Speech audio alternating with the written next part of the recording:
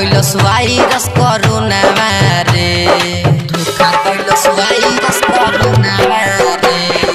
कैसे के जाई बाबा धामा रे, धोखा कैलस वायरस कोरोना रे। मुश्किल बा गइल बॉर्डर पार कइल, मिलतो ना बावे गांजा भांगावा रे।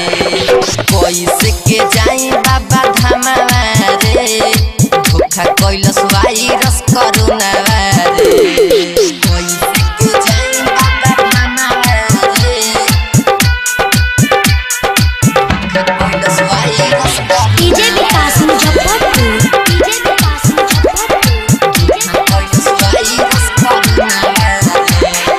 जाने कैसे आइल त महामारी, तू ही कुछ कर के भोले भंडारी। जाने कैसे आइल त महामारी, तू ही कुछ कर के भोले भंडारी। बरसेला रिमझिम सावना रे, बरसेला रिमझिम सावना रे। धोखा कैलस वायरस कोरोना रे।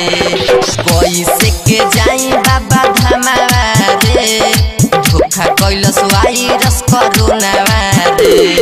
Mix by Sneha recording studio Jamo Chandtola. DJ Vikas Muzaffarpur, DJ विकास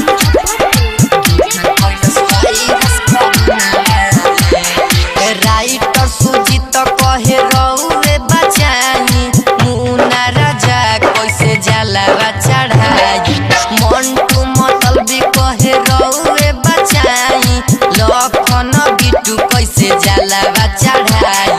राकेश के रहे ई सपना रे, राकेश के रहे ई सपना रे। धोखा कैलस वायरस कोरोना रे। कैसे